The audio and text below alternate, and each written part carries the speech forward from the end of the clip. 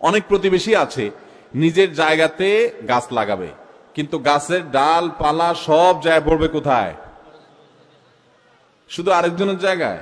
এমন ভাবে পড়বে ওই বেচারার ওই জায়গা শেষ, ওইটা আর কোনো কাজে লাগবে। কিছু বললে বলে যে হ্যাঁ গাছ আগার গোড়া তো আমার এখানে, কিন্তু আগা আরেক জায়গায়। এরকম 2 নম্বর করা মানুষ আছে না নাই?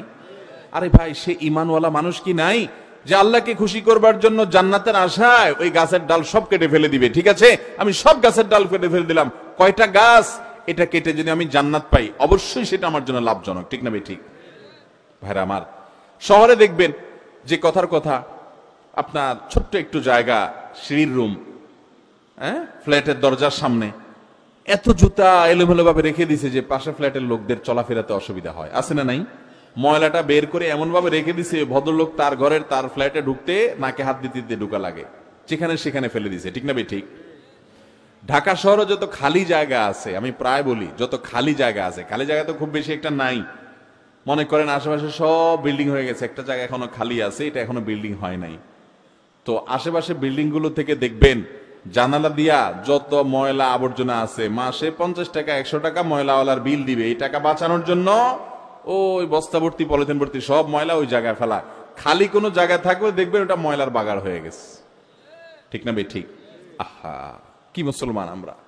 অতএব কোনোভাবে আমাদের প্রতিবেশীদেরকে কোনো কষ্ট দেওয়া যাবে, তাদের কোনো কষ্টের কারণ হওয়া যাবে। আবার বলছি, 4টি কাজ করবেন। 1, তাদের প্রতি সদাচরণ করবেন, উত্তম ব্যবহার করবেন, তাদের উপকার করার চেষ্টা করবেন, তাদের হাদিয়া তোফা দিবেন, খাবার পাঠাবেন, সম্পর্ক ভালো করার চেষ্টা করবেন, পরিচয় হওয়ার চেষ্টা করবেন। অনেক প্রতিবেশী আছে মিশতে চায় না, আপনি আপনার দায়িত্বটা পালন করেন, তিনি না চাক। দ্বিতীয়ত যে কাজটা করবেন তা হলো প্রতিবেশীর কোন দোষ ত্রুটি খোঁজার চেষ্টা করবেন না, কান পেতে পেতে তাদের ব্যক্তিগত বিষয়গুলো জানার চেষ্টা করবেন না, চোখ দিয়া তাদের কোনো কিছু দেখার চেষ্টা করবেন না। বিশেষ করে তাদের মেয়েদের চরিত্রের ব্যাপারে সাবধান থাকবেন, চোখের হেফাজত করবেন, সেদিকে দৃষ্টিপাত করবেন না। তৃতীয়ত, যদি প্রতিবেশী অসুস্থ হয় তাকে দেখতে যাবেন, যদি কোনো ব্যথায় ব্যথিত হয় তার পাশে দাঁড়াবেন, যদি তার আপনজন মারা যায় তাকে সান্ত্বনা দিবেন, যদি তার আনন্দ হয় সে আনন্দে ভাগাভাগি করবেন।